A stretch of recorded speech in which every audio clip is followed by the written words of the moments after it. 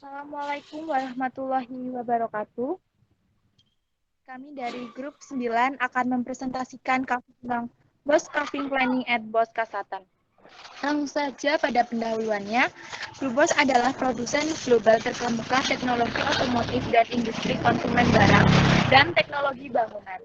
Itu didirikan pada tahun 1886 oleh Robert BOS dan disebut lokakarya untuk mekanika, presisi, dan teknik elektro. Grup BOS saat ini terdiri dari jaringan manufaktur, penjualan, dan layanan purna jual lebih dari 350 anak perusahaan dan perusahaan regional dan lebih dari 15 pusat layanan BOS di sekitar 150 negara. 1 pertanyaan oleh pendiri Robert BOS penting untuk memahami filosofi SDM ciri M&A ini. Ini adalah niat saya, selain mengentaskan semua jenis penderitaan, untuk mempromosikan perkembangan moral, fisik, dan intelektual rakyat. Pada tahun fiskal 2010, sekitar 2083.507 karyawan menghasilkan penjualan sebesar 47 miliar euro.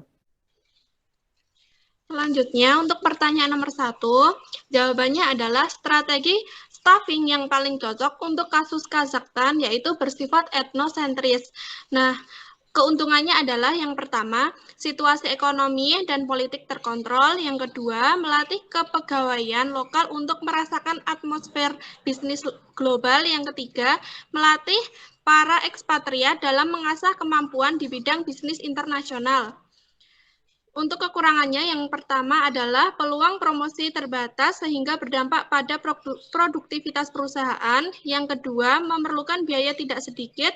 Yang ketiga, adaptasi perusahaan membutuhkan waktu cukup lama. Dan yang keempat adalah terkadang keputusan yang diambil perusahaan adalah keputusan yang buruk. Next.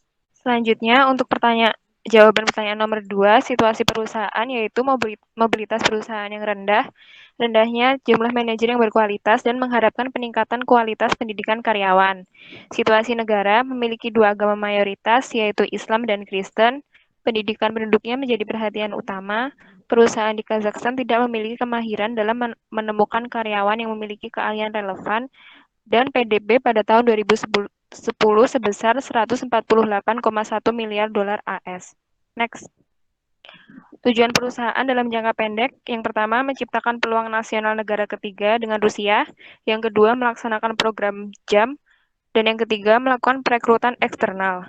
Untuk dalam jangka panjang, yang pertama memberlakukan persyaratan perekrutan yang lebih sedikit dengan harapan karyawan akan setia kepada bos. Yang kedua, lebih banyak manajemen menengah yang dipekerjakan dari program JAM.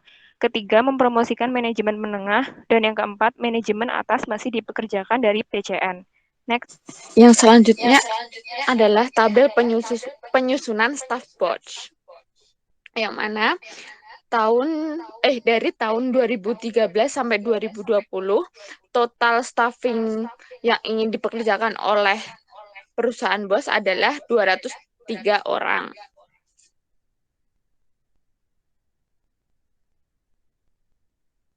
Alasan kami memilih angka-angka tersebut untuk staffing perusahaan BOS adalah ekspatriat menempati manajer yang paling banyak. Yang kedua adalah lokal MDP Athens dan external hires sedikit karena pasar tenaga untuk manajer BOS yang memenuhi syarat dan spesialis sangat kecil adanya. Yang ketiga adalah program JAM. Di sini lebih banyak karena BOS memiliki program entry standar BOS yang untuk manajer junior. Pertanyaan keempat. Rencana tindakan kami untuk memenuhi target kepegawaian manajerial adalah dengan mengembangkan kemampuan dan potensi yang sudah dimiliki oleh karyawan dalam perusahaan kami agar dapat lebih berkualitas. Karena hal ini merupakan proses yang berkelanjutan, maka tidak akan menghabiskan waktu yang singkat. Langkah paling awal yang kami rencanakan adalah merekrut calon karyawan yang sudah memiliki potensi dan peluang yang dapat dikembangkan.